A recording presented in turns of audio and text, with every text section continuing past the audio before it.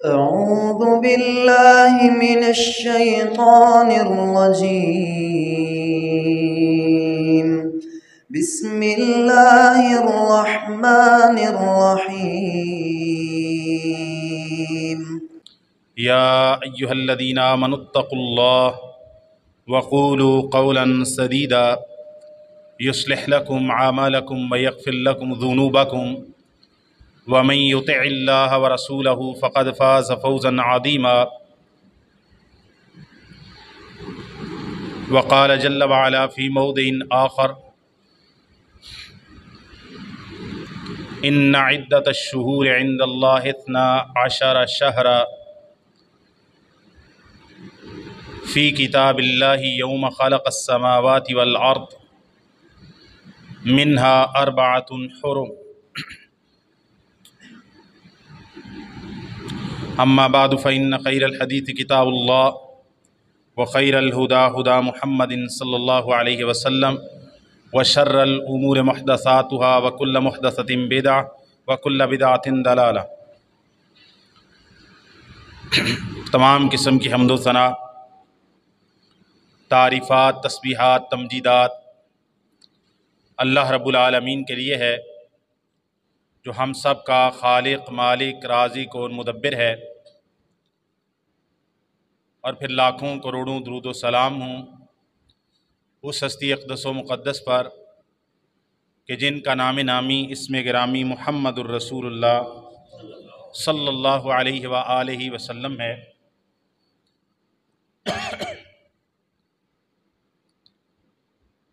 اللہ تعالیٰ نے زمین و آسمان کو پیدا کیا ہے، اور اللہ تعالیٰ نے زمین پر وقت کو بھی پیدا کیا ہے۔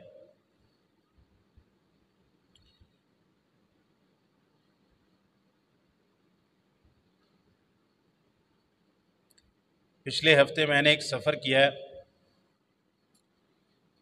ناروال ظفروال ایک پروگرام تھا۔ ہمارے ساتھ یہاں سے ایک دوست گئے جن کا بڑا مطالعہ ہے، پڑھے لکھے آدمی ہیں۔ سارے رستے وہ سوالات کرتے گئے۔ سفر کا آدھا رستہ صرف اس بنیاد پر انہوں نے سوال کرنے میں گزار دیا کہ وقت کیا ہوتا ہے۔ میں نے کہا وقت دن اور رات کے ہیر پھیر کا نام ہے، اس سے زیادہ وقت کیا ہوتا ہے؟ یعنی فلسفیوں نے اس کے اوپر مستقل کتابیں لکھی ہیں کہ وقت کیا ہے۔ اسٹیفن ہاکنگ کی بھی اس پر بریف ہسٹری آف ٹائم اس کی کتاب ہے، میرے پاس تو عربی میں موجود ہے، اس کا عربی میں ترجمہ۔ تو میں نے کہا یار مجھے کیا لینا ہے اس بات سے، یا آپ کو کیا لینا ہے کہ فلسفیوں نے یا فزسسٹ نے یا کوانٹم فزکس پڑھانے والوں نے وقت کے بارے میں کیا نئے نئے شگوفے چھوڑے ہیں۔ ایک عام انسان کو جو وقت نظر آتا ہے وہ کیا چیز ہے؟ کہ رات ہوتی ہے، سورج چھپ جاتا ہے، دوبارہ سورج طلوع ہوتا ہے، دن ہو جاتا ہے، بس اسی کا نام وقت ہے۔ اور قرآن مجید کے اندر بھی اور احادیث کے اندر بھی اسی بات کو وقت کے ساتھ اللہ تعالیٰ نے تعبیر فرمایا ہے۔ اللہ تعالیٰ فرماتے ہیں اِنَّ فِی اخْتِلَافِ اللَّیْلِ وَالنَّہَارِ، دن اور رات کے بدل بدل کر آنے میں، نہ تو ہمیشہ دن رہتا ہے زمین پر، نہ ہمیشہ رات رہتی ہے۔ چند زمین کے حصے ایسے ہیں بہت تھوڑے جن میں زیادہ وقت تک اندھیرا رہتا ہے، وہاں پر بھی گپ اندھیرا، رات نہیں رہتی پورے 6 مہینے تک۔ جو ناروے وغیرہ کے علاقے، کچھ اسکینڈینیوین کنٹریز ایسی ہیں، وہ کہتے ہیں بھئی 6 مہینے دن ہوتا ہے، 6 مہینے رات ہوتی ہے۔ وہ ایسا نہیں ہوتا کہ جیسے 12 بجے رات کو گپ اندھیرا ہوتا ہے، 6 مہینے ایسا ہی گپ اندھیرا رہے، بلکہ یہ ہے کہ وہاں پر رات اور دن کا تعین سورج چونکہ نکلتا نہیں ہے، تو وہ ایسے ہی ہے کہ جیسے 6 مہینے سورج کے بغیر گزر جاتے ہیں اور 6 مہینے سورج کے ساتھ گزرتے ہیں۔ بہرحال اللہ تعالیٰ نے زمین و آسمان کو پیدا کیا، اور زمین و آسمان کے اندر اللہ تعالیٰ نے وقت کو بھی پیدا کیا۔ اور وقت کس چیز کا نام ہے؟ دن اور رات کے بدل بدل کر آنے کا نام ہی وقت ہے۔ ہم اسی سے وقت کا تعین کرتے ہیں کہ سورج طلوع ہو گیا، فجر صادق ہو گئی، سورج طلوع ہو گیا، آفتاب طلوع ہو گیا، دن کا آغاز ہو گیا۔ سورج تھوڑا سا بلند ہوا، ہم نے کہا پہلا پہر گزر گیا ہے۔ سورج بالکل نصف النہار پہ آ گیا، ہم نے کہا آدھا دن گزر گیا ہے۔ سورج تھوڑا سا ڈلا، ہم نے کہا پچھلا پہر ہو گیا ہے۔ سورج غروب ہو گیا، ہم نے کہا شام ہو گئی ہے۔ شفق جو سرخی سورج کے غروب ہونے کے بعد مغرب کے افق کے اوپر نمودار ہوتی ہے، جب وہ بھی غائب ہو گئی، ہم نے کہا رات ہو گئی ہے، عشاء کی نماز کا وقت داخل ہو گیا ہے۔ جب اس کا تھوڑا سا حصہ اور گزرا تو ہم نے کہا کہ آدھی رات ہو گئی ہے، یا رات کا پہلا پہر گزر گیا، دوسرا گزر گیا، تیسرا گزر گیا، پھر صبح صادق ہو گئی ہے، پھر سورج طلوع ہو گیا۔ اسی کے بدل بدل کر آنے کا نام وقت ہے۔ اللہ تعالیٰ نے زمین کے نظام کو دن اور رات کے اندر اللہ تعالیٰ نے تقسیم کیا، اور اسی کا نام وقت ہے۔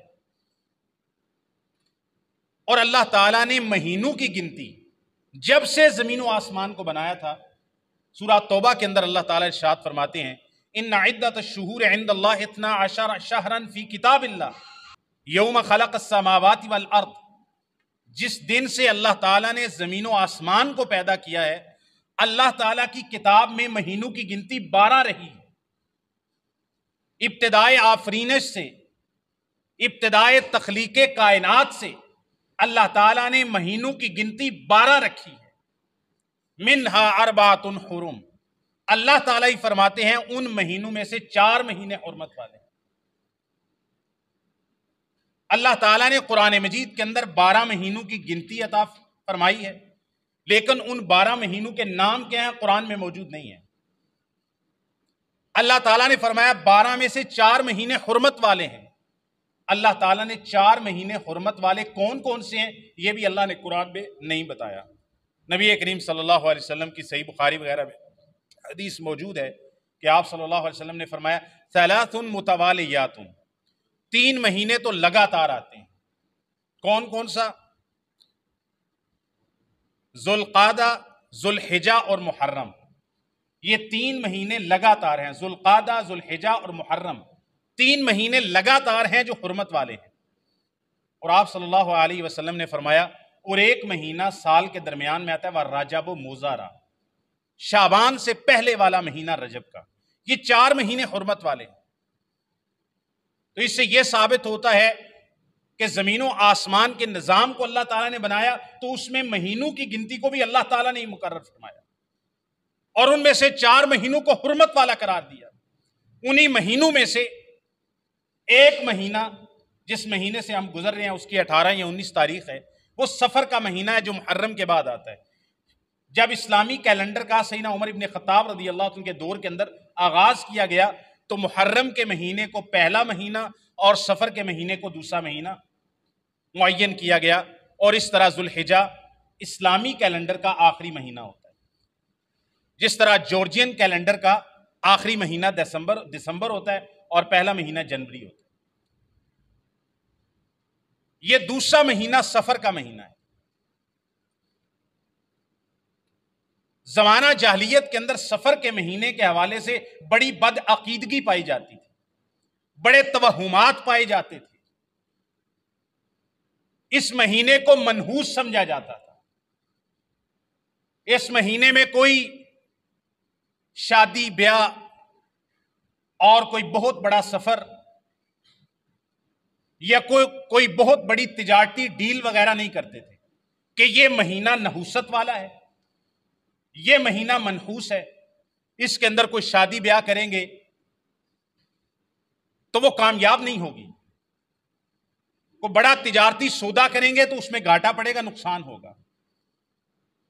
کسی بہت بڑی مہم پہ سفر کے لیے نہیں جاتے تھے، سفر کے مہینے کو منحوس سمجھا جاتا تھا۔ اور آج کی تاریخ میں بھی ایسے لوگ موجود ہیں جو سفر کے مہینے کو نحوست والا مہینہ سمجھتے ہیں۔ نبی کریم صلی اللہ علیہ وسلم نے ارشاد فرمایا،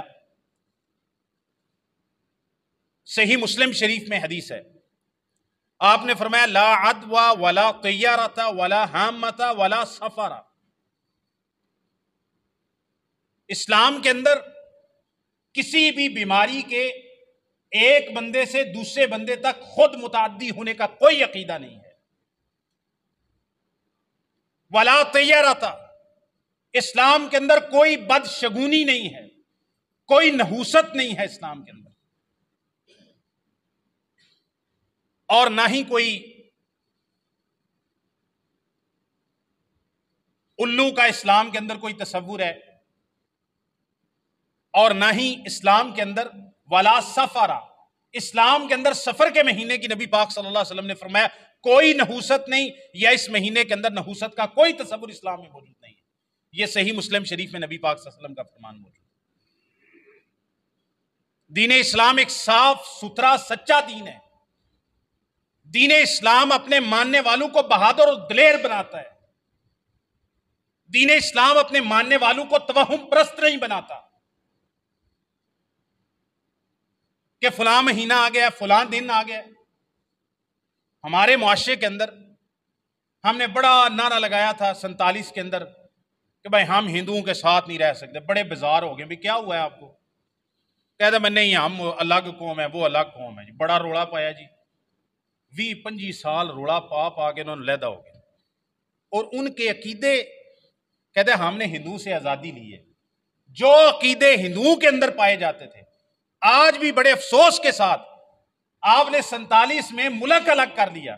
کہا ہم 1000 سال تو اکٹھے رہے ہیں لیکن آئندہ اکٹھے نہیں رہ سکتے کیونکہ دو قومی نظریہ ہے. پہلے ہم 1000 سال تک ایک قوم کے طور پر رہتے رہے ہیں. ہم نے اپنی 1000 سال کی تاریخ کو جھٹلایا. ہم نے کہا ہم جھوٹی تھے، ہم گپی تھے. اب ہم اپنے جھوٹ کو 1000 سال کے جھوٹ کو بدل کر اب ہم سچ بولنے لگے ہیں کہ بھائی ہندو الگ قوم ہے، ہم الگ قوم ہے. اور وہ تو الگ قوم پہلے دن سے ہی تھے لیکن سیاسی طور پر اب الگ قوم ہے. اچھا پھر بدل لیا. میں نے کہا بڑا سونا تسی کام کیتا ہے، مینوں بھی بڑی خوشی ہے، مینوں بھی پاکستان لب گیا ہے. لیکن تسی ہندوؤں والے عقیدے یہ تک نہیں چھڈے. منگل والا دیہڑا بھاری ہوندا ہے. یہ گل سنی کہ نہیں سنی؟ کہنا منگل والا دیہڑا بھاری ہوندا ہے، کاروبار نہیں ہوندا. میں نے پہلی دفعہ یہ بات پتہ کب سنی تھی؟ میں شاید فرسٹ ایئر یا سیکنڈ ایئر میں پڑھتا تھا. نائی کی دکان پہ بال کٹوانے کے لیے گیا، منگل والا دن تھا. تو وہ جو حجام تھا باربر، وہ میرا دوست تھا، اس کے ساتھ ظاہر ہے ایک مستقل اس سے کام کرواتے تھے. تو کافی دیر بیٹھے رہے. بال کٹوانے کے بعد بھی گپ شپ لگی. کوئی 5-6 گھنٹے میں اس کے پاس بیٹھا رہا، کوئی گاہک شاک نہیں آیا قدرتی طور پہ. میں کہا آج کی گل ہے تنویر صاحب؟ کہندا آج منگل والا دیہڑا ہے نا. میں کہندا منگل والا دیہڑا بھاری ہوندا ہے. اس زندگی چ پہلی دفعہ میرے تے انکشاف ہویا سی بھائی دناں وچ کوئی دیہڑا بھی ایسا مسلماناں چ پایا جاندا جڑا بھاری ہوندا ہے. یار آپ نے دو قومی نظریہ کے اوپر ملک کو بانٹا، آپ نے بہت اچھا کیا. یار آپ عقیدہ ہی بانٹ لیتے کہ بھئی یہ منگل والا دن بھاری ہوتا ہے، یہ ہندوؤں کا عقیدہ ہے، یہ توہم پرستوں کا عقیدہ، مسلمانوں کا عقیدہ نہیں ہے.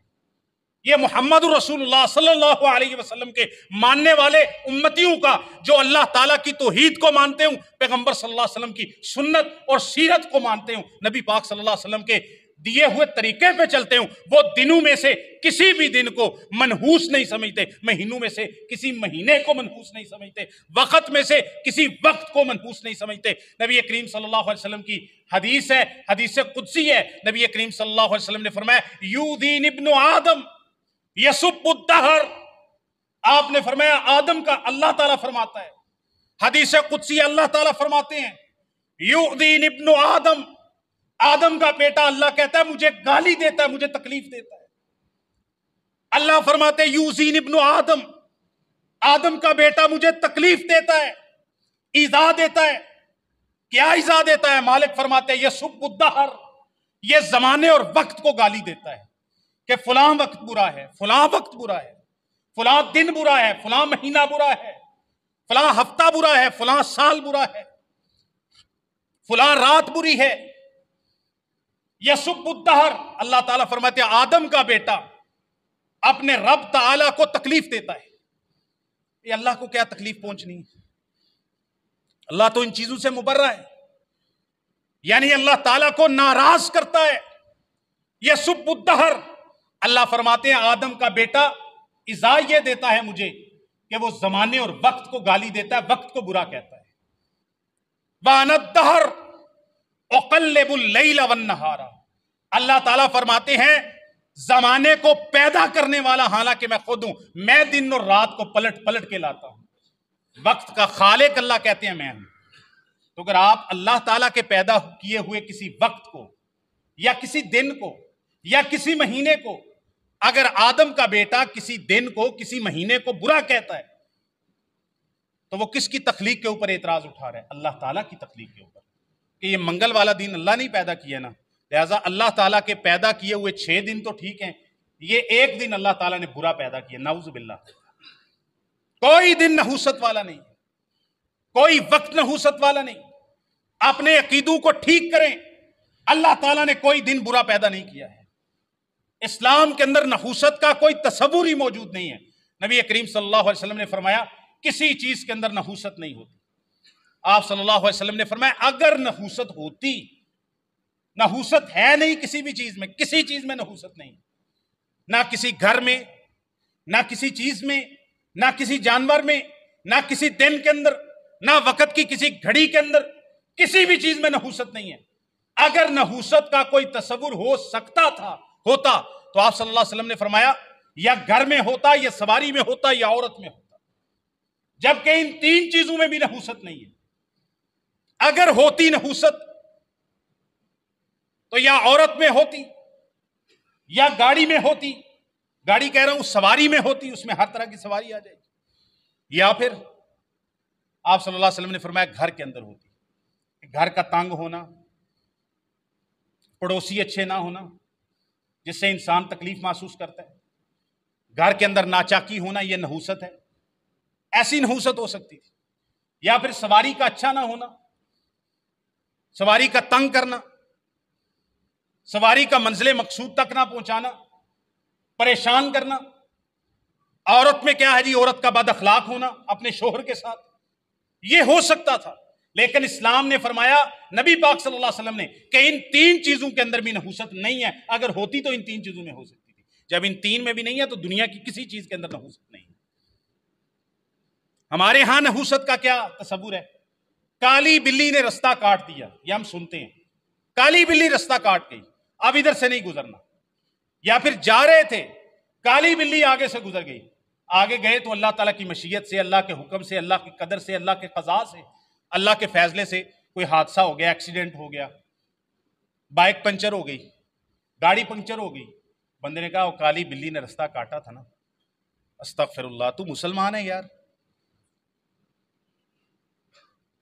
یعنی جو بندہ کالی بلی کے رستہ کاٹنے کا تصور نہیں رکھتا، وہ زندگی کدی موٹر سائیکل تے پینچر ہی نہیں نہ ہویا ہونا، تیرا ہی صرف پینچر ہوتا ہے، اور تے کسی دا دنیا چ ہویا ہی کوئی نہیں آج تک، اور کسی کا تو حادثہ ہی نہیں ہوا ہوگا۔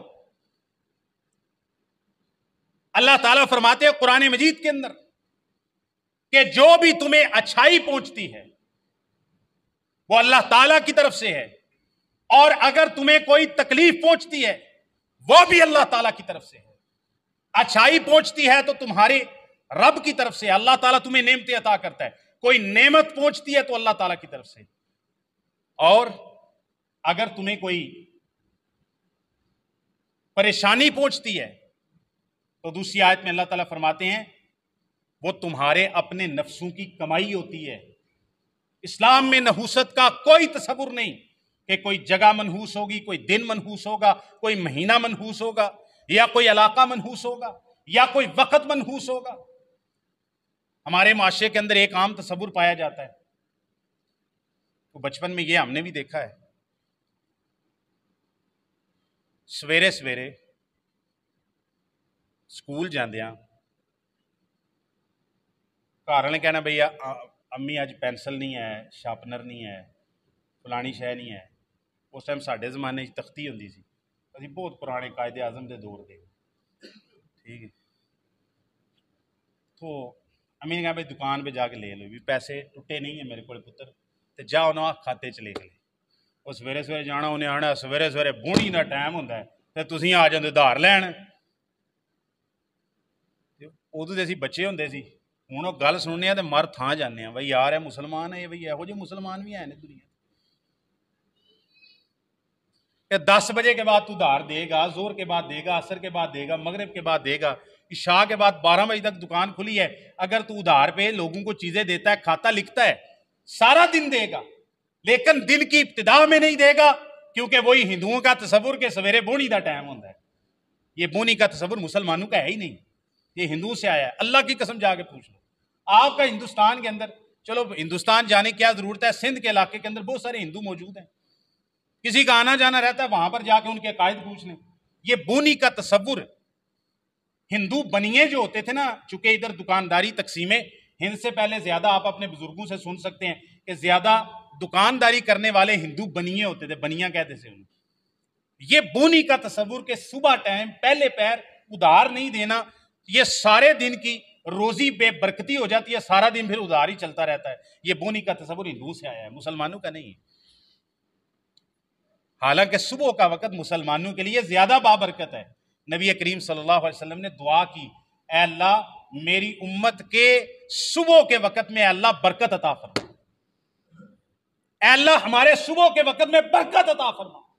और अगर किसी मुसलमान को आप उधार देते हैं, या तो कि आप उधार देते ही नहीं, आप सिर्फ नकद पे काम करते हैं, अच्छी बात है, लेकिन अगर आप जैसे गली मोहल्ले के अंदर जो दुकानें बनी होती है करने का काम, ये तकरीबन उधार के बगैर, या गाँव में जो काम होता है नहीं चलता, 50% से ज्यादा उधार पे चलता है। कोई एक बंदा तनख्वाह है, उसके बाद नकद पैसे नहीं होती, वो पहली को तनख्वाह आती है तो वो पैसे अपने खाता साफ करवा देता है।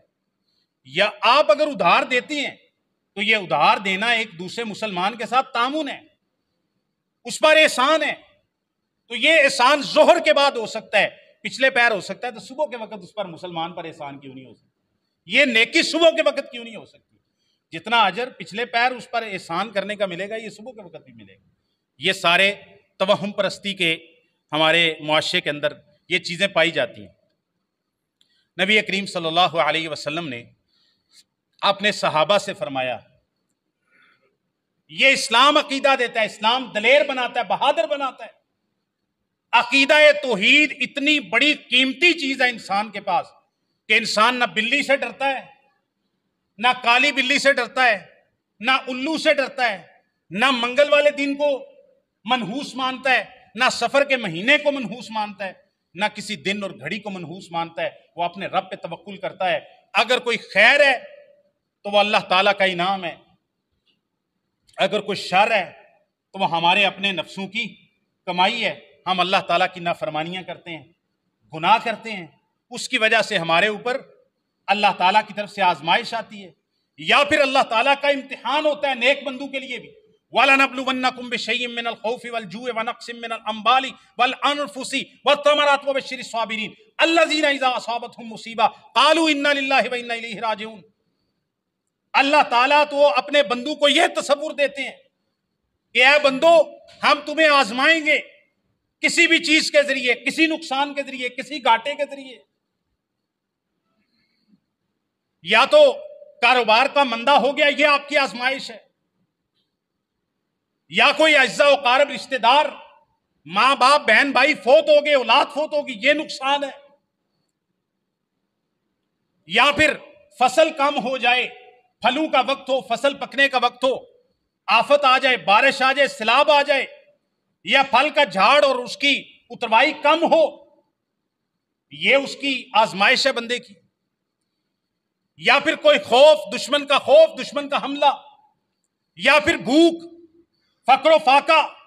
अल्लाह ताला फरमाते हैं हम तुम्हें जरूर आजमाएंगे, या तो खौफ के जरिए, या भूख के जरिए, या मालू और जानू की कमी के साथ।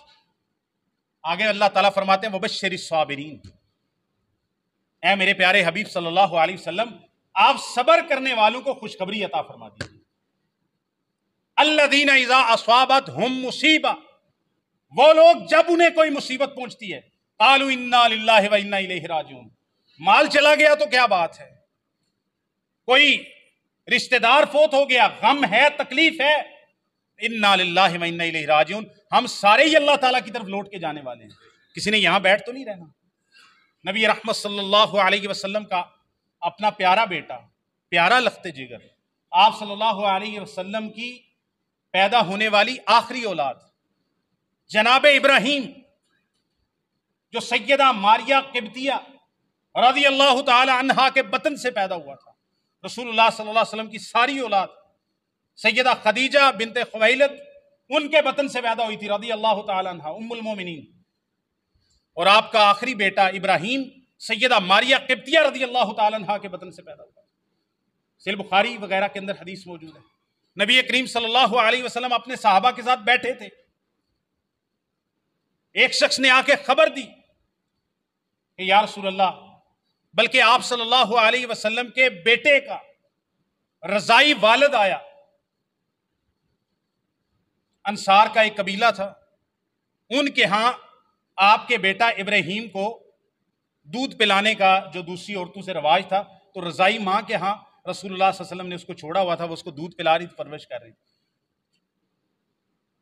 تو اس عورت کا شوہر رضائی باپ آیا ابراہیم کا، جناب ابراہیم کا رضی اللہ تعالیٰ عنہ، اس نے آگے کہا یا رسول اللہ صلی اللہ علیہ وسلم، آپ جلدی ہمارے گھر چلیے۔ کہا کیا ہوا؟ کہا کہ آپ کا بیٹے کی طبیعت ٹھیک۔ نبی کریم صلی اللہ علیہ وسلم اپنے صحابہ کے ساتھ تشریف لے گئے۔ آپ صلی اللہ علیہ وسلم گئے، آگے کا منظر کیا ہے کہ آپ صلی اللہ علیہ وسلم کے بیٹے کی سانسیں اکھڑ رہی ہیں۔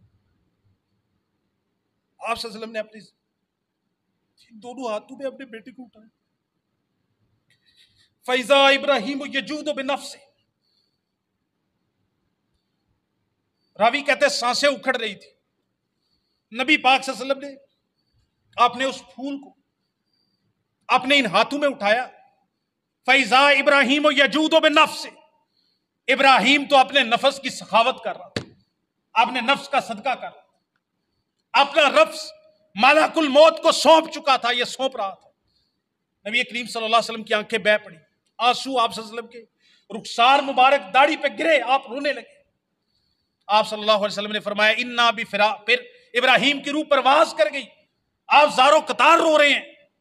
آپ صلی اللہ علیہ وسلم فرماتے ہیں انا بفراقک یا ابراہیم لمحزون ولا نقول الا ما یرضی ربنا، اے ابراہیم تیری جدائی کا غم بڑا ہے کہ میرے ہاتھوں کے اندر میرا پھول دم توڑ رہا ہے۔ اے ابراہیم تیری جدائی سے بڑے غم زدہ ہے، لیکن اپنی زبان سے ایسی بات نہیں کہتے جو ہمارے رب کو ناراض کرتی ہو، اپنی زبان سے اللہ کا شکر ادا کرتے ہیں اور اللہ تعالیٰ کی رضا پر اور اس کے فیصلے اور اس کی قدر اور مشیت پر راضی ہوتے ہیں۔ ہم ایسی بات کہتے ہیں جو اللہ کو راضی کرنے والی۔ یہ نبی کریم صلی اللہ علیہ وسلم کی تعلیم۔ آپ علیہ السلام نے ارشاد فرمایا، یہ صحیح بخاری کے اندر حدیث موجود ہے، یہ عقیدہ ہے جو اسلام نے دیا ہے، اللہ پہ توکل، اللہ پہ بھروسہ، کوئی کسی چیز کا وہم توہم، بلیوں سے ڈرنا، کتوں سے ڈرنا، راتوں سے ڈرنا، منگل والے دن سے ڈرنا، یہ مسلمان کا اعتقاد نہیں ہے۔ آپ صلی اللہ علیہ وسلم نے فرمایا عرضت علی الامم، اللہ تعالیٰ نے مجھے تمام امتیں دکھائیں خواب کے اندر۔ مجھے اللہ تعالیٰ نے امتوں کو میرے اوپر پیش کیا، میں نے ایک امت دیکھی، سب سے بڑی امت تھی۔ آپ صلی اللہ علیہ وسلم نے فرمایا، میں نے کہا ہاؤلائی امتی، فرشتوں سے پوچھا کیا یہ میری امت ہے؟ فرشتوں نے کہا نہیں، یہ تو موسیٰ علیہ السلام اور ان کی قوم ہے، موسیٰ علیہ السلام ہے اور ان کی قوم ہے۔ مجھے پھر آگے لے جایا گیا، موسیٰ علیہ السلام کی امت اور قوم سے بھی بڑی تعداد میں، سب سے بڑی تعداد جو موسیٰ علیہ السلام کی قوم سے بھی بڑی تھی۔ جب میں نے اس کو دیکھا تو کہا گیا یہ آپ کی امت ہے۔ ساتھ ہی فرشتوں نے خوشخبری دی، فیہم 70 الفا یدخلون الجنت بغیر حساب ولا عذاب، ان میں 70,000 وہ خوش نصیب موجود ہیں جن کو اللہ تعالیٰ کل قیامت کے دن بغیر حساب کے، بغیر عذاب کے، بغیر ترازو میزان، حساب کتاب اور محاسبہ کیے اللہ تعالیٰ بغیر حساب و کتاب کے جنت کے اندر داخل کریں گے۔ 70,000 خوش نصیب وہ ہیں۔ نبی کریم صلی اللہ علیہ وسلم اتنی بات ارشاد فرما کے تشریف لے گئے۔ صحابہ کرام اندازے لگانے لگے، کیونکہ صحابہ کرام کی لالچ ہوتی تھی، ہرس ہوتی تھی کہ اتنی بڑی اگر فضیلت ملی ہے تو یہ کون لوگ ہیں تاکہ ہم بھی ایسے عمل کریں اور ہم بھی ان 70,000 خوش نصیبوں میں شامل ہو جائیں۔ کوئی کہتا تھا بھئی یہ تو وہ لوگ ہوں گے جنہوں نے اسلام میں آنکھ کھولی ہے اور جنہوں نے زمانہ جاہلیت نہیں دیکھا اور انہوں نے کوئی شرک کفر نہیں کیا، وہ سیدھے اسلام میں ہی پیدا، ولدوا فی الاسلام، پیدائشی مسلمان ہیں۔ کسی نے کچھ کہا، کسی نے کچھ کہا، نبی کریم صلی اللہ علیہ وسلم آئے، صحابہ آپس میں یہ اندازے وغیرہ لگا رہے تھے۔ نبی کریم صلی اللہ علیہ وسلم نے فرمایا یہ 70,000 کون لوگ ہیں؟ آپ صلی اللہ علیہ وسلم نے فرمایا الذین لا یکتوون، جو آگ کے داغ دے کے جسم کا علاج نہیں کرتے۔ پہلے زمانے میں ایک علاج کا طریقہ ہوتا تھا آگ کے داغ لگانا، سلائیاں وغیرہ گرم کر کے کسی پھوڑے پھنسی کا علاج وغیرہ کیا جاتا تھا تو آگ کے داغ دیے جاتے تھے جلد کے اوپر۔ اسلام نے اس سے منع کیا ہے کیونکہ یہ جسم کو تکلیف دینے والی بات ہے اور یہ علاج کا طریقہ بھی نہیں ہے۔ آپ نے فرمایا وہ لوگ لا یکتوون، جو آگ کا داغ اپنے جسم کو نہیں دیتے، ولا یتطیرون، اور کسی بھی چیز سے بدشگونی اور نحوست نہیں لیتے۔ ولا یتطیرون، صحیح بخاری کی حدیث پڑھ رہا ہوں، ولا یتطیرون، بدشگونی نہیں لیتے، ولا یسترقون، اور جا کے ناجائز غیر شرعی قسم کے دم جھاڑ پھونک نہیں کرواتے، وَعَلَىٰ رَبِّهِمْ يَتَوَكَّلُونَ، اور وہ اپنے رب کے اوپر توکل اور بھروسہ اور ایمان رکھتے ہیں۔ نبی کریم صلی اللہ علیہ وسلم، صحیح مسلم کے اندر حدیث موجود ہے، عقیدہ اتنا مضبوط بناؤ، کوئی کسی دن کا، کسی بھی ستارے کا، کسی بھی چیز کا ہماری زندگی کے اندر کوئی تاثیر نہیں ہے سوائے اس کے کہ سورج ہمیں روشنی دیتا ہے، چاند ہمیں روشنی دیتا ہے۔ سورج کا آنا اور جانا دن اور رات کا فرق بتاتا ہے۔ بارش ہمیں فائدہ دیتی ہے، اللہ کے حکم سے آتی ہے۔ صحیح مسلم کے اندر حدیث ہے، نبی پاک صلی اللہ علیہ وسلم نے فجر کی نماز پڑھائی، صحابی کہتے ہیں، اور اس رات کو بارش اتری تھی۔ نبی کریم صلی اللہ علیہ وسلم نے نماز پڑھائی تو کہتے ہیں ہم نے نماز پڑھی تو زمین کے اوپر کیچڑ وغیرہ موجود تھا بارش کی وجہ سے، رات کو بارش ہوئی تھی۔ آپ صلی اللہ علیہ وسلم نماز پڑھانے کے بعد عقیدہ بتاتے ہیں، عقیدہ، ستاروں کے حالات پوچھنے والوں، فلاں کے ستارے آج کل گردش میں جا رہے ہیں، فلاں کے ستارے سست جا رہے ہیں، فلاں کا ہاتھ دیکھنے والے، اخبار کے اوپر روزانہ ہفتے کے ستاروں کا حال آتا ہے، مہینوں کے حساب سے، پیدائش کے حساب سے۔ آسٹرونومسٹ وغیرہ بیٹھے ہوئے ہیں، وہ کہتے ہیں یہ کارڈز ہاتھ میں پکڑ کے بیٹھے ہوئے ہیں، ٹی وی کے اوپر باقاعدہ اسلامی ملک کے اوپر، اسلامی ملک کے اندر روزانہ ہفتے میں 4 دن کئی ٹی وی چینلز پہ پروگرام ہوتا ہے جہاں پر ایک بی بی بیٹھی ہے یا ایک مرد بیٹھا ہے، ہاں جی فلاں کے حالات اور ستارے بتائیں، آپ کا نام کیا ہے، ماں کا نام کیا ہے، فلاں کیا ہے، کارڈ شارڈ نکال کے آپ یہ کام کریں گے، یہ کام کریں گے، آپ میں یہ ہے، اعتماد بڑا ہے، ڈرامے بازیاں ساری۔ نبی پاک صلی اللہ علیہ وسلم فجر کی نماز بارش والے دن میں پڑھانے کے بعد صحابی کہتے ہیں نبی پاک نے فرمایا، اللہ فرماتا ہے، نبی پاک نے فرمایا، کون فرماتا ہے؟ اللہ، حدیث قدسی ہے، اللہ تعالیٰ فرماتے ہیں آج میرے بندوں میں سے بعض لوگوں نے اس حالت میں صبح کی ہے کہ میرا کفر کیا ہے۔ اللہ فرماتا ہے میرے بندوں میں سے بعض لوگوں نے اس حالت میں صبح کی ہے کہ انہوں نے میرا کفر کیا، اللہ تعالیٰ کہتے ہیں میرا کفر کیا ہے اور ستاروں پہ ایمان لائے ہیں، اور میرے بندوں میں سے خوش نصیب وہ ہیں، اللہ تعالیٰ کہتے ہیں جو آج صبح کی ہے، ستاروں کا کفر کیا ہے اور مجھ پہ ایمان لائے ہیں۔ نبی پاک صلی اللہ علیہ وسلم نے فرمایا وہ لوگ جب رات کو بارش اتری جنہوں نے یہ کہا مطرنا بنوع قضا و قضا، فلاں فلاں ستارے کی وجہ سے ہم پہ بارش ہوئی ہے، نبی پاک صلی اللہ علیہ وسلم نے فرمایا انہوں نے اللہ تعالیٰ کا کفر کیا ہے اور ستاروں پر ایمان لائے ہیں۔ اور جنہوں نے یہ کہا مطرنا بفضل اللہ و رحمتہ، اللہ کے فضل اور رحمت کی وجہ سے ہم پر بارش ہوئی ہے، اللہ تعالیٰ فرماتے ہیں یہ میرے بندے ہیں جو مجھ پر ایمان لائے ہیں اور ستاروں کا کفر کیا ہے، ستاروں کا انکار کیا۔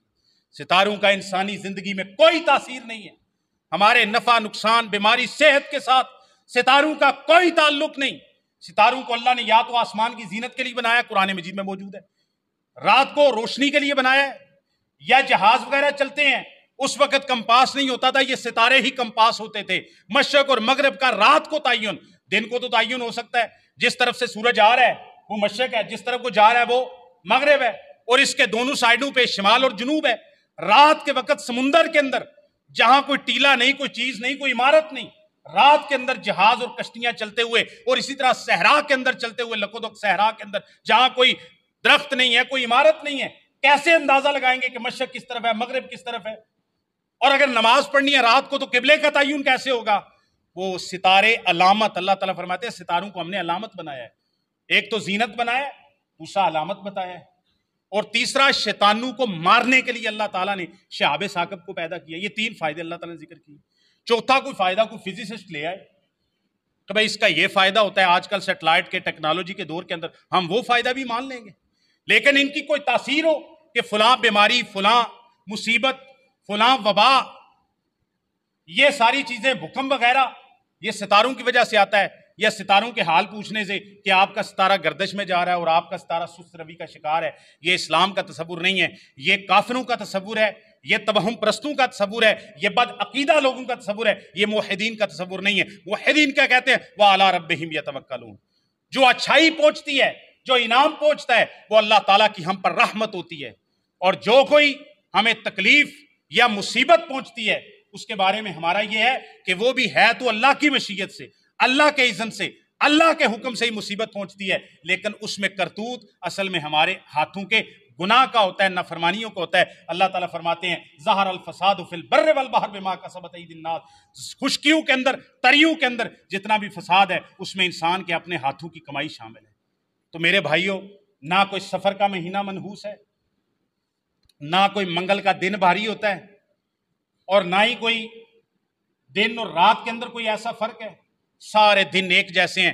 اور حدیث میں نے سنائی تھی، اس وقت تھوڑے لوگ موجود تھے، پھر حدیث آخر میں اسی پر اختتام کرتا ہوں، اس حدیث کو یاد کر لو، صحیح بخاری شریف کی حدیث ہے، نبی پاک صلی اللہ علیہ وسلم نے فرمایا، اللہ فرماتا ہے، حدیث قدسی ہے، اللہ تعالیٰ کہتے ہیں آدم کا بیٹا مجھے ایذا دیتا ہے، آدم کا بیٹا مجھے ناراض کرتا ہے، کیا کرتا ہے؟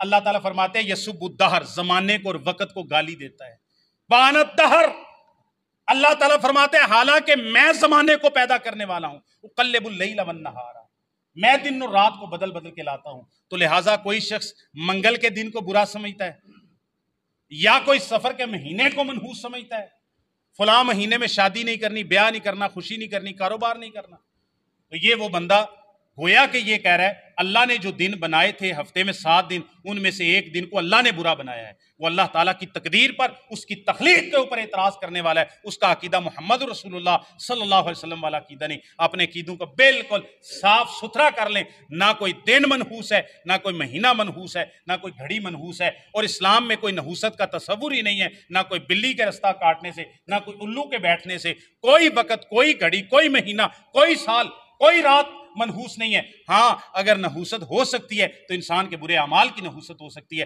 اپنے اعمال کو ہم لوگ اچھا کریں۔ تو اگر کوئی نحوست ہے، اگر کوئی برائی ہے، اگر آزمائشیں ہیں، اگر ناچاکی ہے، اگر دل کے اندر بے سکونی ہے، تو رب کی عبادت کریں گے، رب کی اطاعت کریں گے، انشاءاللہ ساری نحوستیں چلی جائیں گی۔ چیزوں کے اندر کوئی نحوست نہیں ہے۔ اگر انما طائرکم معکم، قرآن مجید کے اندر انبیاء کو ان کی قومیں کہتے تھے طیرنا بکم، تمہاری وجہ سے ہم پہ مصیبتیں آتی ہیں۔ انبیاء کو ان کی قومیں کہتے تمہاری وجہ سے مصیبتیں آتی ہیں۔ تو انہوں نے کہا بھائی تمہاری نحوست، انبیاء آگے سے کہتے تمہاری نحوست تمہارے ساتھ ہے، کیا رب کا شرک کرتے، اس کے نبیوں کی بات نہیں مانتے، اس سے بڑی نحوست کیا ہو سکتی ہے؟ اللہ تعالیٰ ہمارے عقیدے کی اصلاح فرمائے، اور اللہ تعالیٰ ہمیں توحید و سنت والا صحیح عقیدہ عطا فرمائے۔ یہ توہم پرستی والے ہندوانہ اور دوسرے زمانہ جاہلیت کے عقیدوں سے اللہ تعالیٰ ہمارے دلوں کو اور ہمارے باطن کو اللہ تعالیٰ پاک فرمائے۔ وما توفیقی الا اعوذ باللہ من الشیطان الرجیم، بسم اللہ الرحمن الرحیم۔